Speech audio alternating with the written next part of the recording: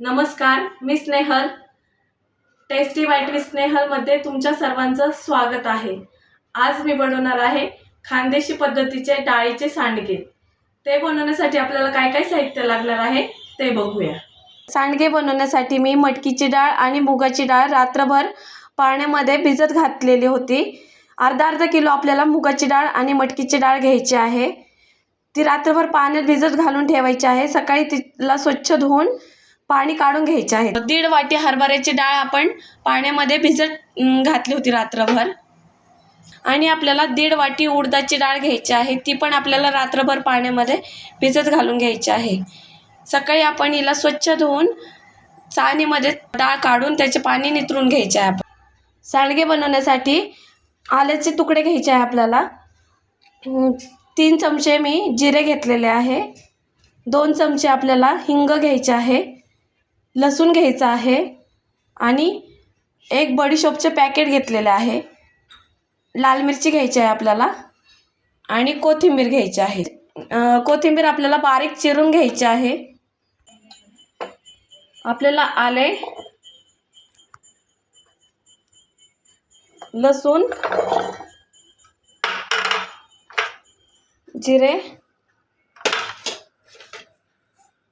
बडीशोप आपल्याला मिक्सरमधून बारीक करून घ्यायचे आहे. बडीशोप, आले, जिरे बारीक करून घेतलेले आहे. आता आपण मटकीची डाळ आणि मुगाची डाळ वाटून घेऊ बारीक.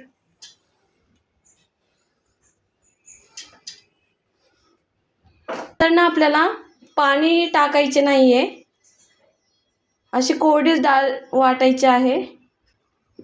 आता आपण हे वाटून घेऊ. अशी आपल्याला डाळ बारीक वाटून घ्यायची आहे. जास्त जाड नाही ठेवायची आहे डाळीला. हरभऱ्याची डाळ पण आपल्याला बारीक वाटून घ्यायची आहे. सगळी डाळ आपण बारीक वाटून घेऊ. उडदाची डाळ पण आपण बारीक वाटून घेऊ. मटकीची आणि मुगाची डाळ वाटून घेतलेली आहे. आता आपण याच्यात उडदाची डाळ जी वाटली होती ती टाकूया आणि जी हरभऱ्याची डाळ होती वाटलेली ती पण टाकून घेऊया. मसाला वाटला होता आपण तो टाकूया.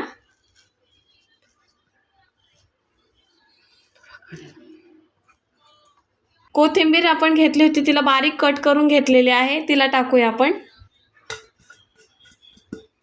आपल्याला मिरची 4-5 चमचे आहे ही घेतलेली मी मिरची, ती आपल्याला टाकायची आहे. हिंग टाकायचे आहे 2 चमचे घेतलेले. 2-3 चमचे आपल्याला मीठ टाकायचे आहे.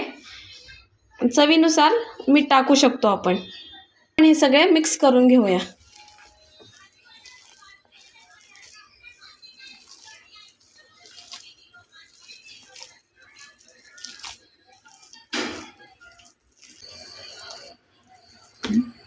आपण सांडग्याचा मसाला ह्या डाळींमध्ये चांगला मिक्स करून घेतलेला आहे. आता आपण याचे सांडगे बनवूया. एक झारा घेतलेला आहे, त्याच्यावर आपल्याला हे सारण टाकून घ्यायचे आहे. आता आपल्याला सांडगे असे झारून घ्यायचे आहेत. तुम्ही हाताने पण झारू शकता.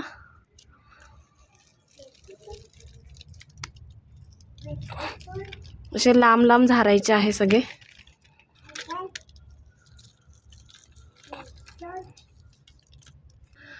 बाकीचे पण सांडगे आपण झाऱ्याने असे झारून घेऊया. आपले सांडगे सगळे टाकून झालेले आहे. आता आपण यांना सुकू देऊया. आपले सांडगे छान सुकलेले आहेत. तुम्हाला जर माझी रेसिपी आवडली असेल तर लाईक करा, शेअर करा, सबस्क्राईब करा. धन्यवाद.